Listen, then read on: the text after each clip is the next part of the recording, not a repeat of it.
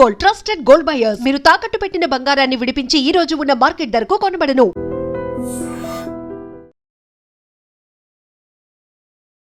Hi నమస్తే, welcome to iDream media. నేను మీ రొద్దం శ్రీనివాస్.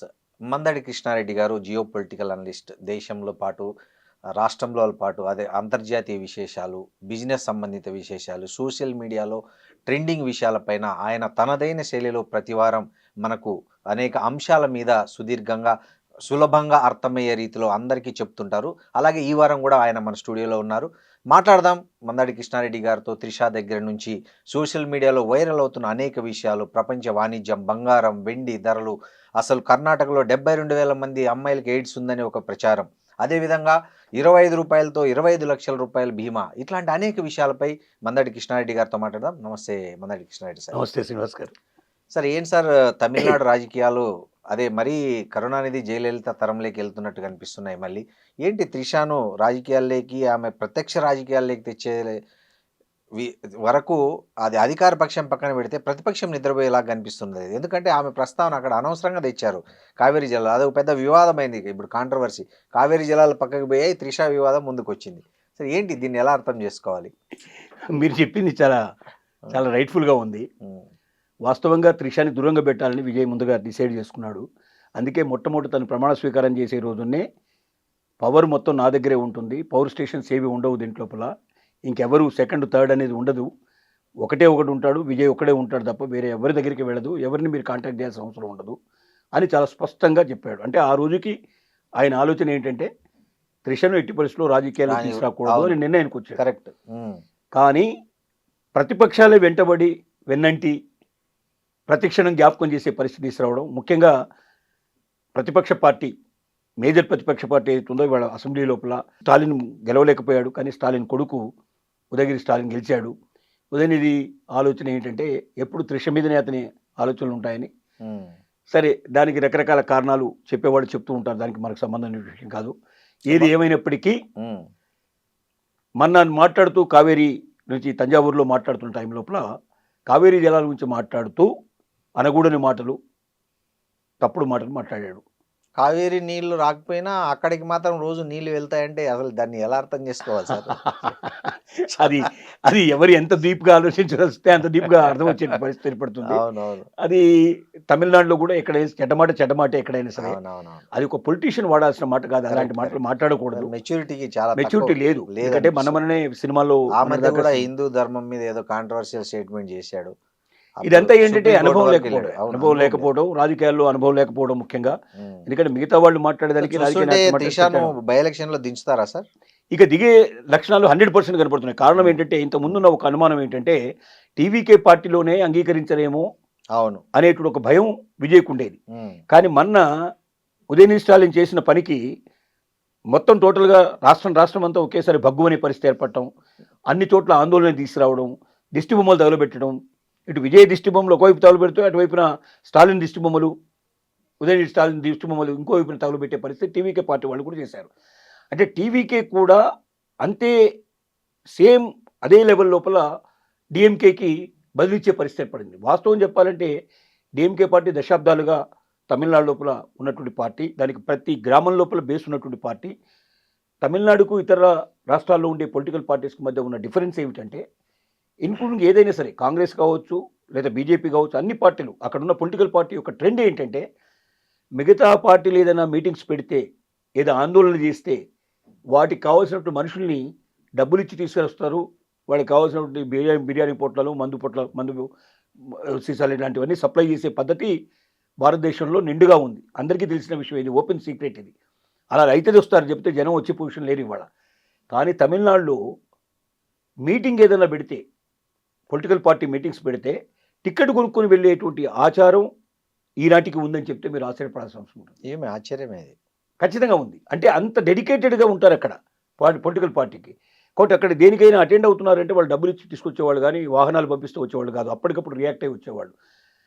రాష్ట్రం మొత్తం టోటల్గా తిరగబడే పరిస్థితి ఏర్పడింది అంటే, టీవీకే పార్టీ బేసు ఉన్నంత వరకు మొత్తం కదిలింది అంటే త్రిష విషయం లోపల అలా మాట్లాడడం కరెక్ట్ కాదు అన్నటువంటి భావానికి సపోర్ట్ ఇచ్చినట్టు అయింది. అంటే విజయ్కి ఏమైపోయిందంటే ఒక రకమైనటువంటి నమ్మకం, ఒక ఆలోచన కొత్తగా క్రియేట్ అవ్వడానికి ఇది ఒక మార్గంగా ఏర్పడింది అనేది అక్కడ ఉన్నటువంటి రాజకీయ యువకర్తల యొక్క ఆలోచన బయటకు వస్తుంది.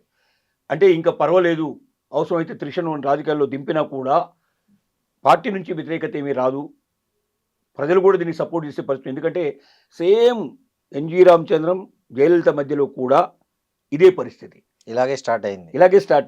వాళ్ళు వాళ్ళ ప్రేమికులుగానే స్నేహం. ఉన్నారు తప్ప ఎప్పుడు కూడా భార్య భర్తలు కాలేదు వాళ్ళు. అవునవును. అయినప్పటికీ ఎంజి రామచంద్రం హాస్పిటల్లో ఉన్నప్పుడు, అమెరికాలో ఉన్నప్పుడు ఆయన తరపున ఆన్ బిహాఫ్ ఆఫ్గా పూర్తిగా రాష్ట్రాన్ని నడిపింది, కంప్లీట్గా రాజకీయాలు నడిపింది, పూర్తిగా జయలలితే చేసింది ఆ పని. అంటే తమిళనాడుకి ఇది కొత్త కాదు. ఈ రకమైన రాజకీయాల లోపల పెళ్లి కాకపోయినప్పటికీ ఒక వారిద్దరి మధ్య స్నేహమే అనుకోండి, ప్రేమే అనుకోండి, అదే దానికి మనం ఏమి దానికి దానికి అర్థం పేరు అవసరం చెప్పలేం. లేదు. మనం చెప్పలేం. అవును, అంతే. కానీ ఇలాంటి వాటిని కూడా అంగీకరించేటువంటి తత్వం తమిళనాడులో ఉంది అనే విషయం మనకు స్పష్టంగా అర్థమైంది.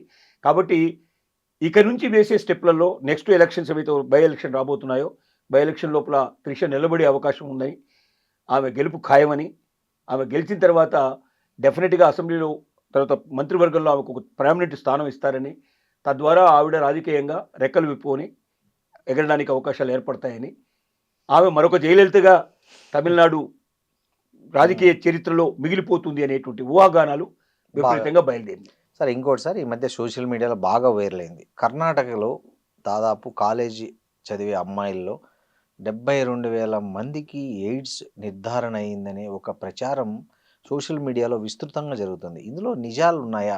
అసలు నిజంగా అట్లాంటి పరిస్థితి ఉంటుందంటారా?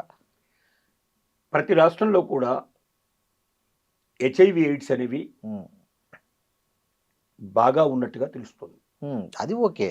కాలేజీ అమ్మాయిల్లో 72,000 మందికి ఉంది. దీంట్లో విషయాలు ఏంటంటే పరిస్థితి, ఉమ్, కర్ణాటకలో కొన్ని స్వచ్ఛంద సంస్థలు ఉమ్, వాళ్ళు ఆడవాళ్ళు మగవాళ్ళు ఇద్దరికి కూడా ఉమ్, హెచ్ఐవి ఎయిడ్స్ పరీక్షలు చేస్తుంటారు. ఉమ్, ఇవి సీక్రెట్గా ఉంచుతారు, ఓకే.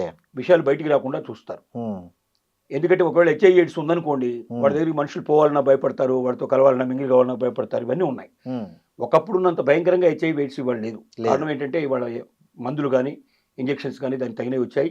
అవి జాగ్రత్తగా ఇనిషియల్ స్టేజ్లోనే కనిపెట్టగలిగితే వాళ్ళు వెంటనే తీసుకున్నట్టయితే ఆటోమేటిక్గా 20-30 ఇయర్స్ లైఫ్ ఎక్స్పాండ్ చేసుకోవచ్చు. చేసుకోవడానికి అవకాశం ఉంది, పిల్లలు కనడానికి కూడా అవకాశం ఉంది. ఇప్పుడు అవన్నీ పాసిబిలిటీస్ అన్నీ ఉన్నాయి. Hmm. ఒకప్పుడు ఎయిడ్స్ వచ్చిందంటే వాడు చనిపోయినట్టే లెక్క, ఇక వాడు పనికిరాని వాడు లెక్క, వాడు మృతది ఇక ఆ రకమైన చచ్చిన శవం కింద లెక్కగానే లెక్కేసుకునేవాళ్ళు.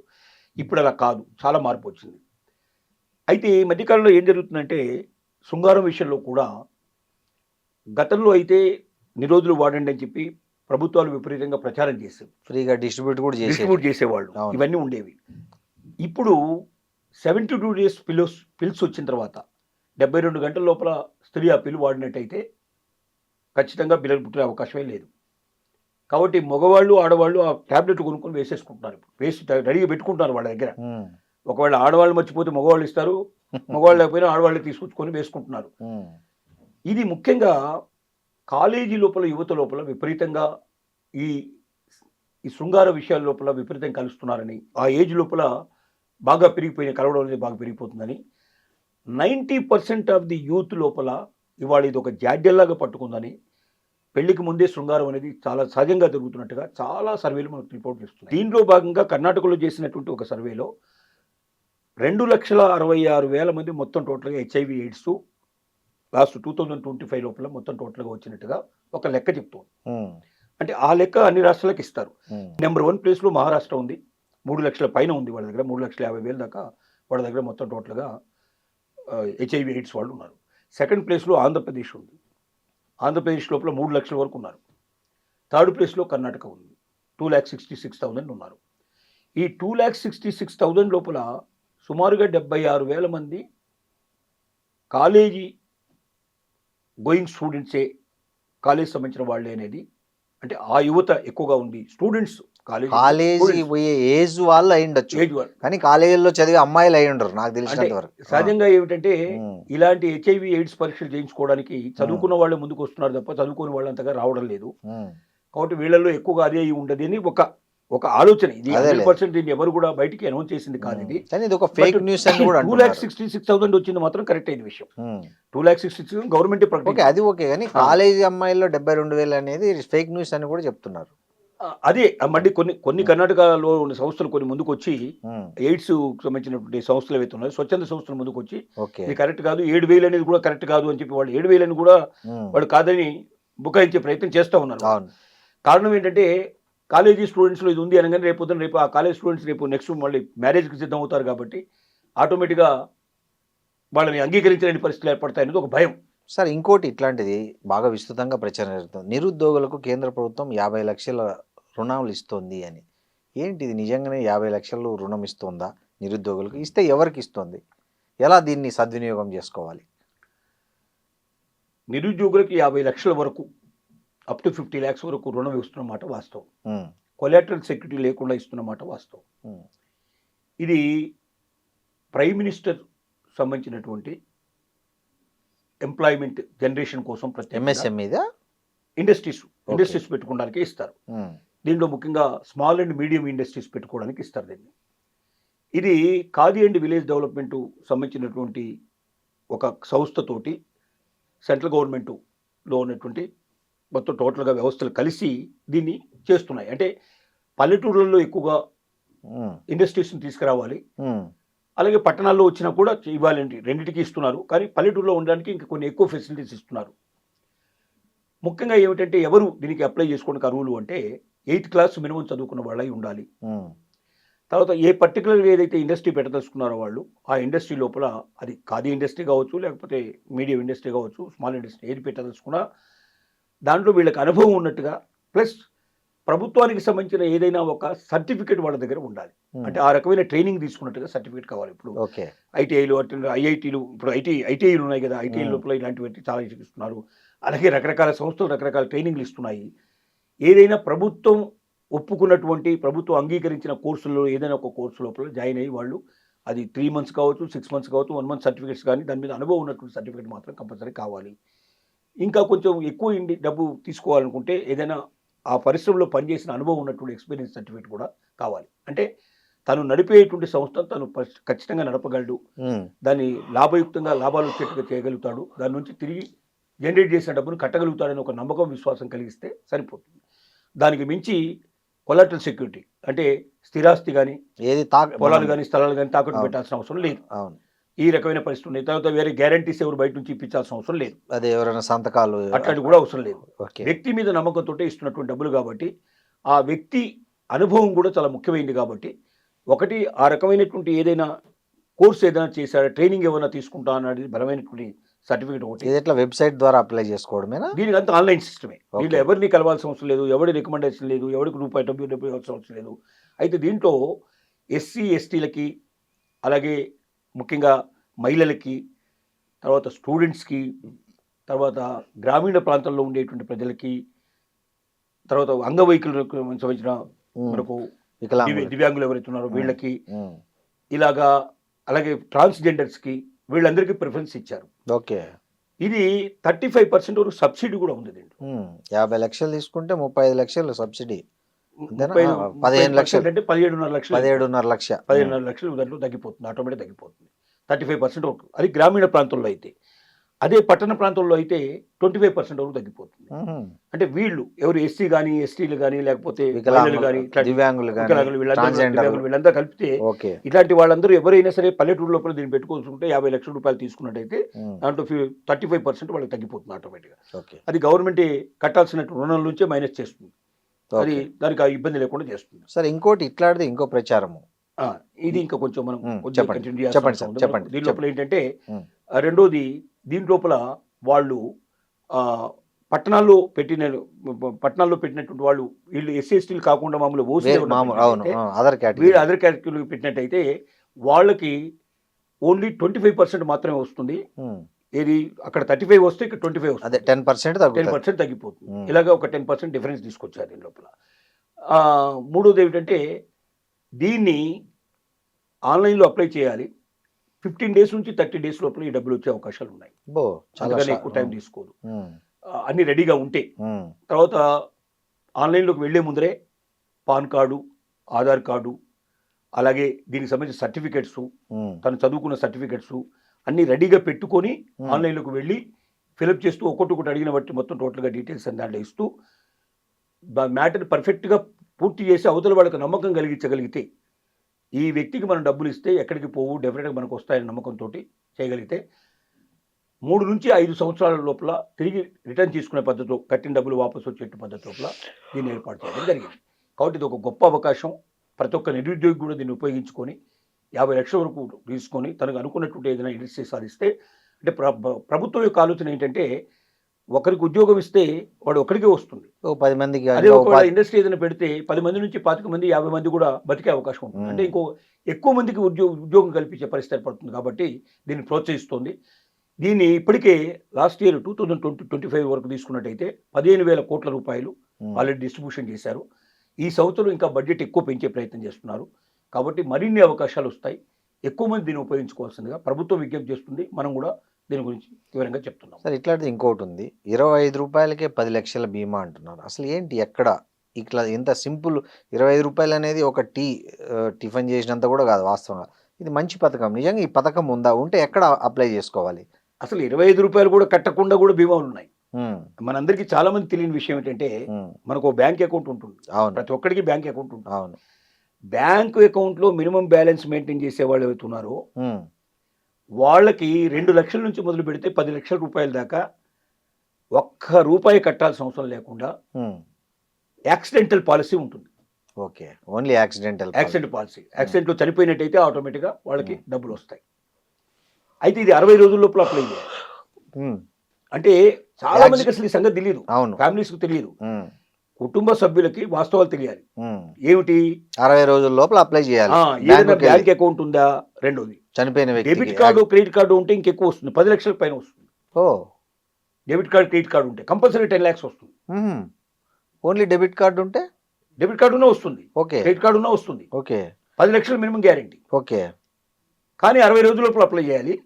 తర్వాత ఇంకొక కండిషన్ ఏముందంటే, ఈ యాక్సిడెంట్ జరగడానికంటే ముందర 60 రోజుల లోపల, 60 రోజుల కన్నా ముందు ఏదైనా ఒక ట్రాన్సాక్షన్ కంపల్సరీగా జరిగి ఉండాలి. ఆ డెబిట్ కార్డు కానీ క్రెడిట్ కార్డు ద్వారా కానీ ట్రాన్సాక్షన్ జరిగి ఉండాలి. అంటే వాళ్ళు డబ్బులు తీయడము, పెట్రోల్ కొట్టించుకోవడం, లేదా ఏదో ఒకటి ఉపయోగించాలి. ట్రాన్సాక్షన్ కంపల్సరీగా ఉండాలి. వాళ్ళకు మాత్రమే ఇది వర్తిస్తుంది. దీని లోపల ఇంకా కొన్ని ముందుకు వెళ్ళి ఏం చేశాయంటే, 25 రూపాయలు అదనంగా పే చేసినట్టయితే వాళ్ళకి ఒక కాలు పోయినా, ఒక చెయ్యి పోయినా, లేదా 2 కాళ్ళు పోయినా, 2 చేతులు పోయినా, ఇట్లా రకరకాల పద్ధతిలో దీంట్లో పార్షియల్గా జరిగేది లేదా ఫుల్గా జరిగేటువంటిదని ఉంది. 2 కాళ్ళు 2 చేతులు, 2 కాళ్ళు కానీ 2 చేతులు కానీ పోతే డెడ్ మ్యాన్ కింద లెక్క. అంటే ఏదైతే అమౌంట్ చనిపోతే వస్తుందో అంత అమౌంట్ వాళ్ళకు వస్తుంది. ఒక కాలు ఒక చెయ్యి పోయినా అంత వస్తుంది. లేదా ఒక చెయ్యి పోతే 50% వస్తుంది, ఒక కాలు పోతే 50% వస్తుంది. ఇలాంటివి కూడా అవకాశాలు ఉన్నాయి. ఇంకా కొన్ని దీంట్లో ముందుకు వెళితే దీంట్లో చివరికి పిల్లల చదువుల కోసం కూడా 10% ఆఫ్ ది అమౌంట్, అంటే 10 లక్షలు ఉంటే 10% అంటే ₹1,00,000. ₹1,00,000 చదువుల కోసం ఇస్తారు ప్రత్యేకంగా. ఏది అడిషనల్ గా యాక్సిడెంటల్ ఇన్సూరెన్స్ అడిషనల్ గా మీరు చెప్పేది వస్తుంది. ఓకే. కొన్ని స్టేట్ బ్యాంక్ ఆఫ్ ఇండియాలో ఏం చేశారంటే 476 రూపీస్ ఒకటి పెట్టారు. ఈ 476 రూపీస్ కట్టినట్టయితే వాళ్ళకి అదనపు ప్రయోజనాలు కూడా కొన్ని కలిగించారు.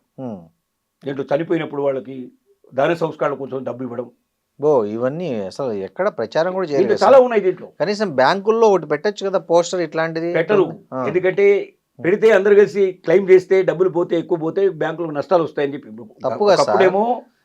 ఒకప్పుడేమో ఇలాంటి వాటిని ఎంకరేజ్ చేసుకుంటే ఎక్కడ చూస్తే అక్కడ మనకు పోస్టర్లు కనపడేవి. అవును, ఇప్పుడు ఆ పోస్టర్స్ కనపడలేదు. ఇప్పుడు మనకి ఏంటంటే మినిమం బ్యాలెన్స్ మెయింటైన్ చేయాలి. అదొకటి ఒక కండిషన్ ఉంది. అదొకటి కండిషన్ మాత్రం మనం మర్చిపోకూడదు. మినిమం బ్యాలెన్స్ మెయింటైన్ చేయడం అనేది కంపల్సరీ కండిషను. రెండోది 2 months క్రితం లోపల ఏదో ఒక ట్రాన్సాక్షన్ చేయడం కంపల్సరీ కండిషను. అది ఉన్న వాళ్ళకి ఇది వర్తిస్తుంది. ఓకే, అది లేకపోతే వర్తించదు. అంటే దీన్ని ఎందుకు పెట్టారంటే మినిమం బ్యాలెన్స్ మెయింటైన్ చేయాలి అనే దానికి పెట్టారు.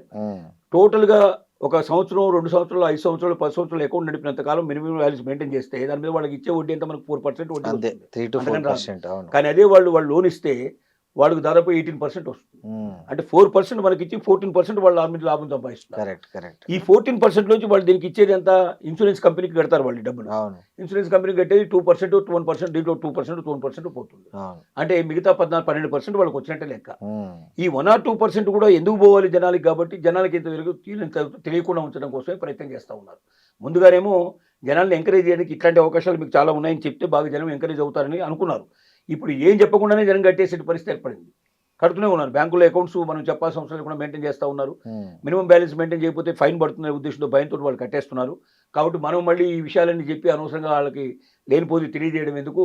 ఇప్పుడు సపోజ్ సార్ బ్యాంకుల దగ్గరికి వెళ్తారు, ఇప్పుడు మీ మీ వీడియోనే చూస్తారు ఎవరైనా, రేపు చనిపోతారు, బ్యాంక్ దగ్గరికి వెళ్తారు, బ్యాంక్ మేనేజర్ అట్లాంటిది ఏం లేదు పో అంటే ఏం చేయాలి వాళ్ళు? బ్యాంకు దగ్గరికి వెళ్ళాల్సిన అవసరం కూడా లేదు. ఉమ్, ఆ బ్యాంకుకు సంబంధించిన వెబ్సైట్ ఓపెన్ చేయండి. ఉమ్, ఓపెన్ చేసి దాంట్లోపల ఉమ్, యాక్సిడెంటల్ ఇన్సూరెన్స్ అనేది ఉంటుంది. ఉమ్, ఆ యాక్సిడెంట్ మనం టచ్ చేయగానే ఉమ్, బయటపడుతుంది. దాంట్లో ఎంత అమౌంట్, ఏం సంగతి అన్ని విషయాలు ఉంటాయి. ఉమ్, ఏమేమి సర్టిఫికెట్లు, దాని సర్టిఫికెట్స్ రెడీ పెట్టుకోవాలి. ముఖ్యంగా డెత్ సర్టిఫికేట్ రెడీ పెట్టుకోవాలి. తర్వాత అకౌంట్కి సంబంధించిన డీటెయిల్స్ కొన్ని అడుగుతారు. వాటికి సంబంధించిన చెక్ బుక్లు, పాస్బుక్లు, దానికి సంబంధించిన వివరాలు ఉన్నాయో అన్ని దగ్గర పెట్టుకోవాలి. పెట్టుకుని దాని ప్రకారంగా అవన్నీ కంప్లీట్గా దాంట్లో పుల్అప్ చేసి ఇచ్చేసినట్టయితే ఆన్లైన్లోనే, ఉమ్, ఆఫ్లైన్ కూడా అక్కర్లేదు. బ్యాంకును పోయి మనం కన్సల్ట్ చేయాల్సిన అవసరం కూడా లేదు. ఉమ్, ఆన్లైన్లో అప్లై చేసుకోవచ్చు. అది ఆటోమేటిక్గా వితిన్ 60 days లోపల అమౌంట్ వస్తుంది. ఓకే వితిన్ 60 days వచ్చేస్తుంది. ఈ పాసిబిలిటీస్ అన్నీ ఉన్నాయి. సార్. ఇంకోటి, రేషన్ కార్డు ఉన్న ప్రతి ఒక్కరికి 5,000 రూపాయలు పడుతుందని ఇది కూడా ఒక వైరల్గా మారింది ప్రచారం. ఎందుకు వేస్తారు సార్ రేషన్ కార్డు ఉన్న వాళ్ళందరికీ 5,000? ఎవరు వేస్తారు? ఇది యాక్చువల్గా ఉమ్, ఫేక్ ప్రచారం. ఉమ్, కానీ ఎంత వైరల్ అయిందంటే ఉమ్, దాదాపుగా ఈ సంగతి చెప్పిన తర్వాత 2 కోట్ల అకౌంట్స్ జన్ధన్ యోజనలో ఉమ్, కొత్తగా స్టార్ట్ అయినట్టుగా తెలుస్తుంది. ఓ ఓ, అంటే 2 కోట్ల మంది దాదాపు కట్టారు. ఎందుకంటే 5,000 రూపాయలు మనకు వస్తాయి, ఆధార్ కార్డు ఉండాలి, మనకు జన్ధన్ యోజన అకౌంట్ ఉండాలి మనకని.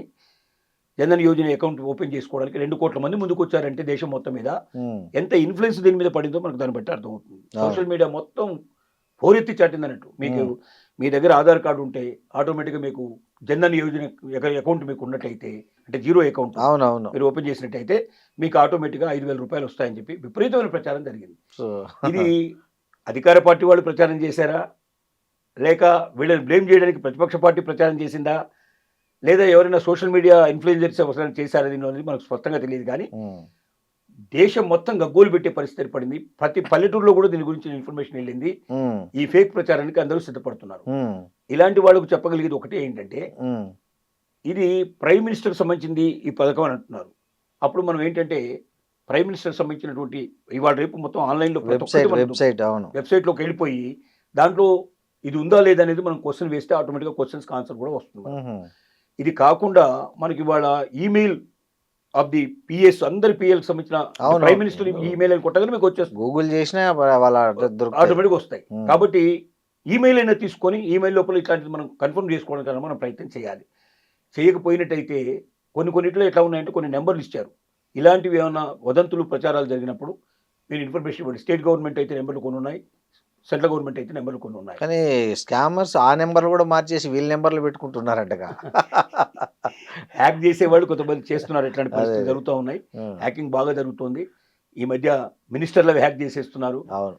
అందరూ హ్యాక్ చేస్తున్నారు. హ్యాక్ చేయడం పెద్ద కష్టమైన విషయం కాదు ఇవాళ. అవును. కానీ ఏదేమైనప్పుడు ఉన్న పరిస్థితుల లోపల కన్ఫర్మ్ చేసుకోకుండా, అంతకైతే ఏ డిపార్ట్మెంట్కి వెళ్ళి, స్టేట్ గవర్నమెంట్లో కూడా ఇప్పుడు సెంట్రల్ గవర్నమెంట్ డిపార్ట్మెంట్ అండి, స్టేట్ సో గవర్నమెంట్ ప్రస్తుతానికి అయితే ఇది ఫేక్, ఇది ఫేక్. 100%. సో ఇలాంటివి దీన్ని చాలా ఫేక్ వార్తలు వస్తున్నాయి. అన్నిటిని నమ్మాల్సిన పని లేదు. నమ్మకూడదు. ఇట్లాంటి ప్రతి నమ్మకూడదు. ఇట్లాంటివి ఏదైనా వచ్చినప్పుడు ఉచితంగా ఫ్రీగా ఏదైనా ఇస్తారంటే ముందు నమ్మకూడదు. ఆగస్ట్ 15th వస్తుంది. ఈ ఆగస్ట్ 15 సందర్భంగా మోడీ కానుక ఈ లింక్ క్లిక్ చేయండి, మీకు సెల్ రీఛార్జ్ అవుతుంది, ఇట్లాంటివి చాలా వస్తాయి ఇంకా చేస్తారు. అవును. దీన్ని ఆధారం చేసుకుని అంటే ఫేవర్ చేయడానికి కూడా మీకు 5,000 ఇప్పిస్తున్నా కదా, నాకు 1,000 2,000 ఇవ్వమని చెప్పి ఇట్లా అడగటం, ఇట్లాంటివి రకరకాలుగా అడ్వాంటేజ్ తీసుకోవడానికి రకరకాల ప్రయత్నాలు. ఎలక్షన్స్ టైంలో ఇలాంటివి ఏమైనా వదంతులు పుట్టిస్తే ఎలక్షన్లో ఉపయోగించుకోవడానికి ప్రయత్నం చేయడం రకరకాలు జరుగుతున్నాయి. కాబట్టి ప్రతి మనిషి ఇవాళ రేపు ఆన్లైన్ అని వచ్చింది, మీ చేతిలో ఫోన్ ఉంది, అది మీ ఆయుధం. మీ ఫోన్లోనే మీరు ఇట్లాంటివన్నీ చేయొచ్చు. ఒకవేళ మీకు ఆండ్రాయిడ్ ఫోన్ లేకపోతే మామూలు ఫోన్ అయినా కూడా ఫోన్ నెంబర్లు తెలుసుకోవడానికి మీకు దాన్ని ఉపయోగించుకోవడానికి పాసిబిలిటీ ఉంది. SMS చేసి కూడా మీరు తెలుసుకోవచ్చు. ఇలాంటివి ఏది చదువుకున్న వాళ్ళ దగ్గర అయినా చెప్తారు ఈ సంగతులు. విషయం తెలుసుకోకుండా, వివరంగా తెలుసుకోకుండా మీరు 10 మందికో 100 మందికో ప్రచారం చేయడం, వీళ్ళంతా కలిసి బ్యాంకుకు పోవడం, అకౌంట్ ఓపెన్ చేయడం, దానికి ఒక రోజంతా పోగొట్టుకోవాల్సిన పరిస్థితి. డబ్బులు ఓ రోజు 2 రోజులు ఆ రోజున కూలీ డబ్బులన్నీ పోతాయి. అది కూడా నష్టమే కదా. 300-500 రూపాయలు నష్టపోయినట్టు లెక్క కదా. ఒక రోజులో పని అయిపోతుందని చెప్పలేము. ఒక్కోసారి మేనేజర్ ఉండడు, లేకపోతే వాడు ఉండడు, ఇంకో రాజు రమ్మంటాడు.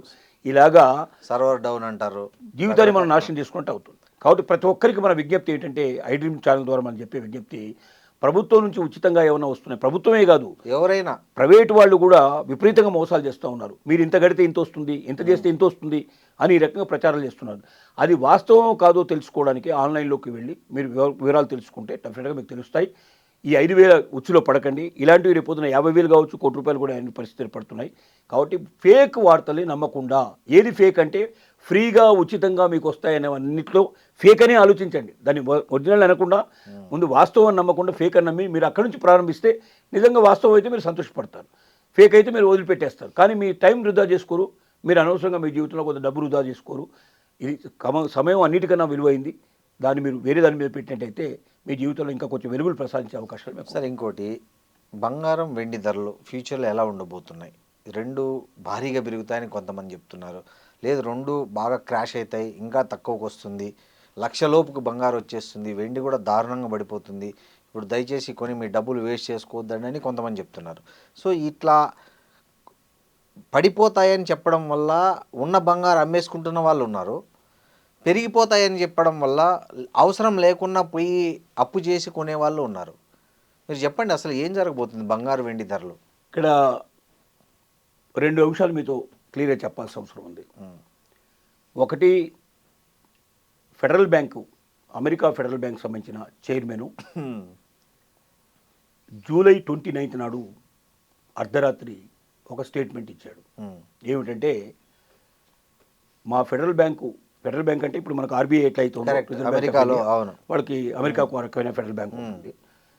మా బ్యాంకు వడ్డీ రేట్లలో ఏమైనా మార్పులు లేవు, ఉన్నది ఉన్నట్టుగా యాస్టేజ్గా ఉంచుతున్నాము. తగ్గుతుందని కొంతమంది, పెరుగుతుంది కొంతమంది ప్రచారం చేశారు. కానీ ఇప్పుడున్న పరిస్థితుల్లో యథాతథంగా ఉంచడమే కరెక్ట్ అని చెప్పి మేము నిర్ణయించుకున్నామని ప్రకటించాడు. దీనివల్ల బంగారం వెండి రేట్లు తగ్గడానికి అవకాశం ఉంది అనేది ఒక వాదన. ఓకే, కారణం ఏమిటంటే, ఎందుకంటే వడ్డీ రేట్లు బాగున్నప్పుడు ఇక్కడ ఎందుకు మళ్ళీ పెట్టుబడి తేవడం అని.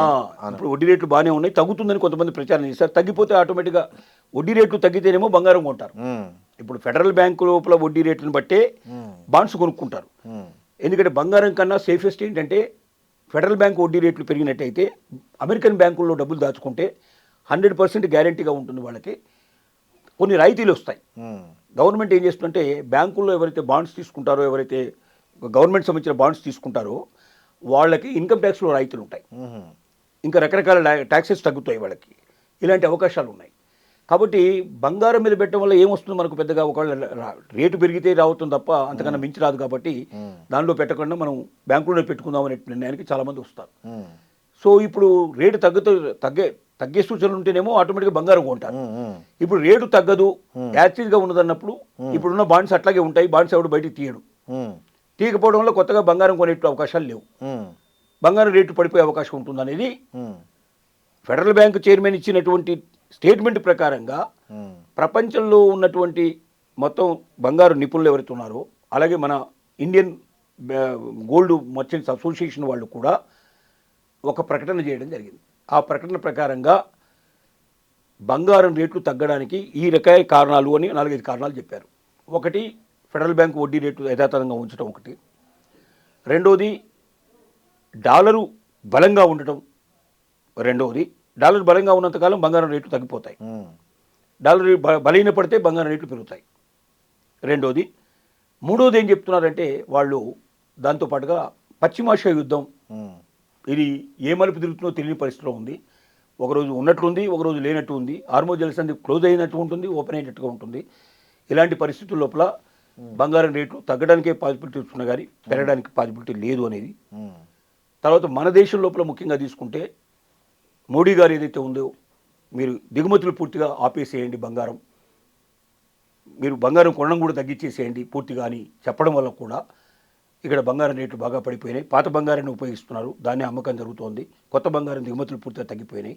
ట్యాక్సీలు పెరిగిపోవడంలో కూడా కొన్ని సమస్యలు వస్తున్నాయి. ఇవన్నీ కూడా కారణాల వల్ల బంగారం రేటు తగ్గడానికే పూర్తిగా అవకాశం ఉంది అనేది వాళ్ళు చెప్తున్న మాట. ఓకే. కానీ కొంతమంది చెప్పేటువంటి మాట ఏమిటంటే, ఇవన్నీ శాశ్వతంగా ఉండే విషయాలు కాదు. మళ్ళీ 3 నెలల లోపల ఫెడరల్ బ్యాంక్ రేట్లు, మళ్ళీ వడ్డీ రేట్లు 3 నెలలకు ఒకసారి వాళ్ళు దాన్ని సమీక్షించుకుంటారు. ఆ సమీక్షలో మళ్ళీ పెరిగితే ఆటోమేటిక్గా బంగారం రేట్లు పెరగడానికి పాసిబిలిటీస్ ఉన్నాయి. నెంబర్ 1. పశ్చిమాసియా యుద్ధం ఏ క్షణంలో అయినా ఆగిపోయింది, ఇంకా ఈ రోజు నుంచి జరగదు అని నిర్ణయానికి వచ్చినా రేట్లు బాగా హైక్ అయ్యేట్లు పాసిబిలిటీస్ ఉన్నాయి. తర్వాత భారతదేశంలో ఇప్పుడు శ్రావణ మాసం వస్తుంది. శ్రావణ మాసంలో పెళ్లిళ్ళు శుభకార్యాలు విపరీతంగా జరుగుతాయి. వాటికి వద్దన్న మన వాళ్ళు కొంటారు. ఎంత పేదవాళ్ళైనా పెళ్లిళ్ళ కంటే ఎంతో కొంత బంగారం కొనక తప్పదు. ప్రతి వారు బంగారం కోసం ఎగబడతారు. బంగారం ఎప్పుడైతే కొనుగోళ్లు పెరిగాయో ఆటోమేటిక్గా దిగుమతులు పెరగాల్సిన పరిస్థితి ఏర్పడుతుంది. రేట్లు కూడా పెరిగే పాసిబిలిటీస్ ఎక్కువ ఉన్నాయి. ఇలాంటివి మళ్ళీ దీనికి కౌంటర్గా వచ్చేటువంటి పరిస్థితులు ఏర్పడుతున్నాయి. ఈ రెండింటి మధ్యలో ఉండేటువంటి అందరూ అంగీకరించే ఒక విషయం ఏమిటంటే 2027 ఏప్రిల్ వరకు ఖచ్చితంగా బంగారం రేట్లు ఇప్పుడున్న దానికన్నా 2 నుంచి 3 నుంచి 4 రేట్లు కూడా పెరిగే అవకాశం ఉంది. అలాగే వెండి రేట్లు అయితే ఇంకా ఎక్కువ, దీనికన్నా ఎక్కువ పెరిగే అవకాశాలు ఉన్నాయి అనే చెప్తున్నమాట. ముఖ్యంగా వెండి విషయంలో ఏం జరుగుతుందంటే ఈ హార్మూజ్ జలసంధి క్లోజ్ అవ్వడం వల్ల ఎగుమతులు దిగుమతులు ఆగిపోయినాయి. కార్లు తయారు చేస్తారు ఇక్కడ. అవును, అది ఎగుమతి చేస్తేనే కదా, కార్లు వెళ్ళిపోతేనే కదా, అది అమ్ముడవుతేనే కదా కొత్త కార్లు తీసుకునేది. కాబట్టి కొత్త కార్లు మరి ఇప్పుడు తయారు చేయాల్సిన అవసరం లేని పరిస్థితి ఏర్పడింది. అలాగే ఎలక్ట్రికల్ సామాన్లు కానీ, ఎలక్ట్రానిక్ సామాన్లు కానీ, లేకపోతే ఔషధానికి సంబంధించిన విషయాలు కానీ, ఇట్లా ఏవైతే వెండిని ఓన్లీ ఆభరణాలకే కింద కాకుండా చాలా వాటిలో వీటన్నిటికి ఉపయోగిస్తున్నారు. ఈ ఉపయోగించేటువంటి పరిశ్రమలో ఉపయోగించే వాటన్నిటి కూడా పరిశ్రమలు హార్మూజ్ జలసంధి క్లోజ్ వల్ల 80% 85% విదేశీ ఇతర దేశాలకు వెళ్ళలేకపోవడం, ఎగుమతులు పూర్తి ఆగిపోవడం వల్ల, కొత్తగా తయారు చేసే అవకాశాలు లేకపోవడం వల్ల వెండిని ఉపయోగించడం అనేది ఆగిపోవడం జరిగింది.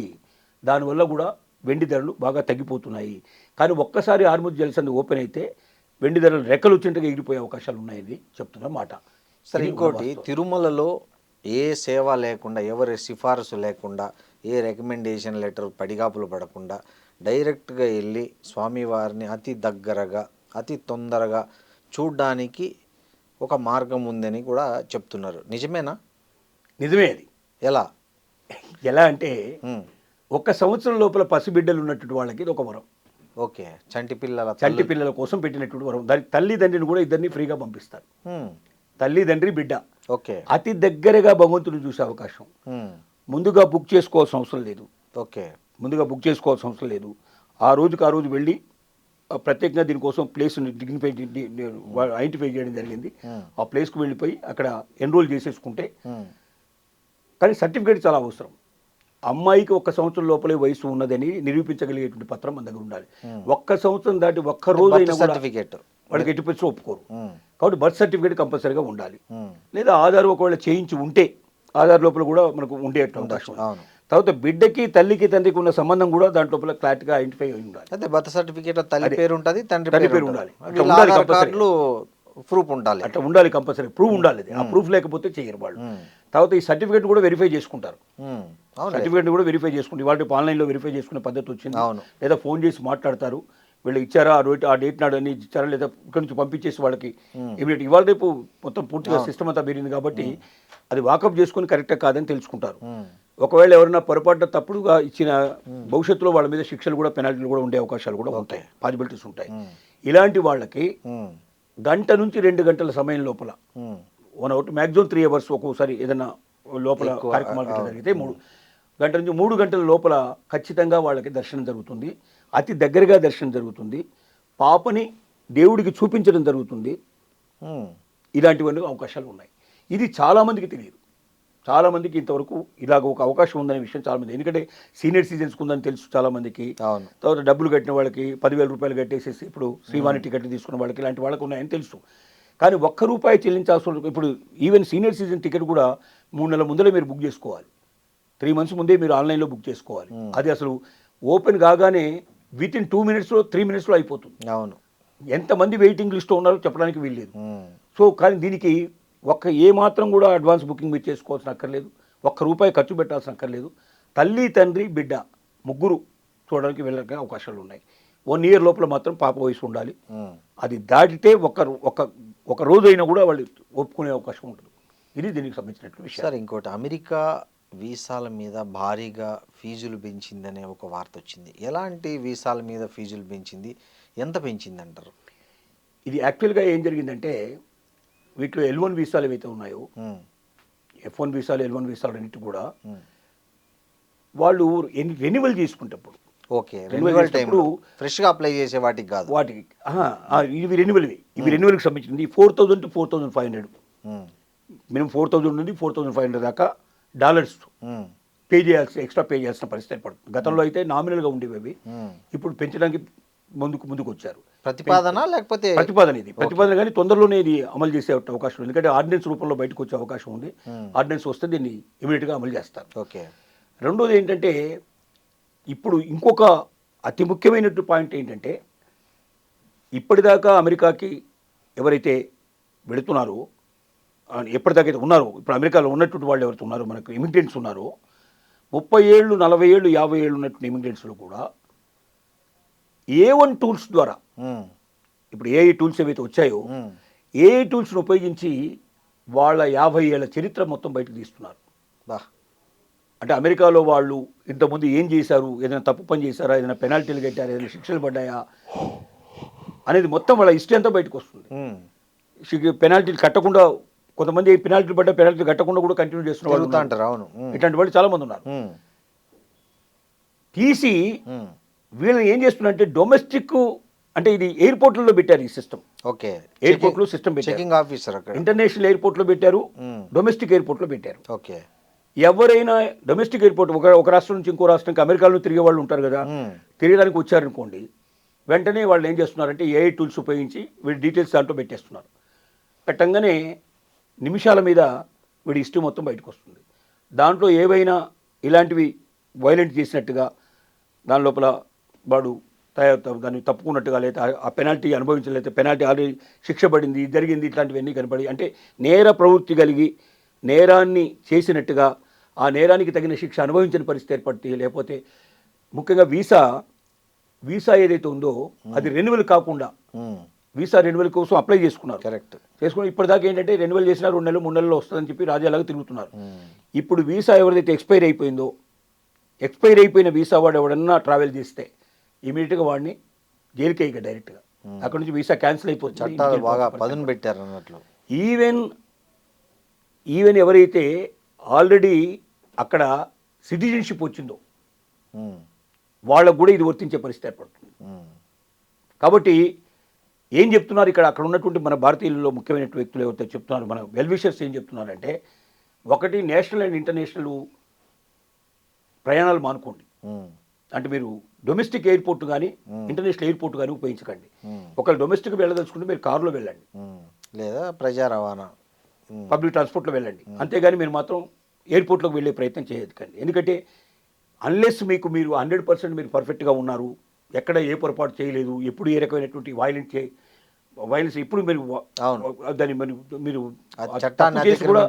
తప్పు చేసి కూడా తప్పును మీరు దానికి తగినటువంటి పెనాల్టీ కానీ వాటి శిక్షలు కానీ మీరు అనుభవించకుండా ఒకవేళ బయట ఉన్నా, లేదా మీ వీసా ఎక్స్పైర్ అయిపోయి కూడా మీరు ఇంకా ఇప్పుడు రెన్యువల్ ఇలాంటివి ఏది చేసినా కూడా ఎట్టి పరిస్థితులు వెళ్ళొద్దని చెప్పి వాళ్ళు సలహా ఇస్తున్నారు. అలా ఈ మధ్య కాలంలో దాదాపుగా ఒక 30 కేసులు సుమారుగా ఇలాగా చాలామంది, అవును, ఈవెన్ 30-40 ఇయర్స్ నుంచి అమెరికాలో ఉన్న వాళ్ళు కూడా వాళ్ళు ఈ రకమైన పరిస్థితులకు లోన్ అయినగా, వాళ్ళు శిక్షలు పడ్డట్టుగా, వాళ్ళు వీసా క్యాన్సిల్ చేసి వాళ్ళని అమెరికా నుంచి పంపించినట్టుగా వార్తలు వస్తున్నాయి. అంటే ట్రంప్ ప్రతి ఒక్కటి అవకాశాన్ని దొరికిన ఏ ఒక్క అవకాశాన్ని వదిలిపెట్టకుండా చేస్తున్నాడు. చాలామందికి ఈ విషయం అర్థం కావట్లేదు. అంటే అమెరికాలో ఉండే వాళ్ళు దీన్ని ఎక్కువ మంది అంగీకరించేందుకు ప్రయత్నం చేయట్లేదు. ఎందుకంటే వాళ్ళు అమెరికాలో ఉన్నారు, ఈ తప్పును వాళ్ళు సమర్థిస్తే లేదా వాళ్ళు అమెరికాకు వెళ్తారు. మళ్ళీ అమెరికాకు వెళ్ళాలన్నా, అమెరికాలో ఉన్నవాళ్ళైనా దీని గురించి ఎక్కువగా మాట్లాడితే వాళ్ళకి ఎసరు వచ్చే అవకాశం ఉంది. ఎందుకంటే వాళ్ళ సోషల్ మీడియా ఇమీడియట్గా బయటపడుతుంది. బయట వాళ్ళు ఇమీడియట్గా వాళ్ళని వీసా క్యాన్సిల్ చేసి బయటకు పంపించే అవకాశం ఉంది. కాబట్టి ఇక్కడికి వచ్చినటువంటి అమెరికన్స్ని కూడా చాలామంది మనం ఇంటర్వ్యూస్ చేస్తున్నాం. ఈ ఇంటర్వ్యూ చేసేవాళ్ళు కూడా అంత బాగానే ఉందండి, ఎవరైనా తప్పు చేస్తే మరి ఇంత ముందులాగా ఇప్పుడు తప్పు చేస్తే వదిలిపెట్టట్లేదంట. తప్పు చేస్తే కాదు, అక్కడ వీళ్ళంతవరకు వీళ్ళని వదిలించుకోవడం ఎట్లా అనేటువంటి ఆలోచనతో వెళ్తున్నారు వాళ్ళు.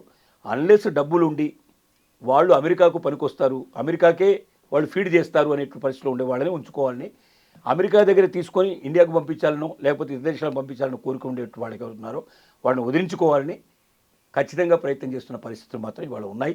అందుకోసం ప్రతి ఇమిగ్రెంట్ కూడా 1-10 సార్లు జాగ్రత్త పడాలి.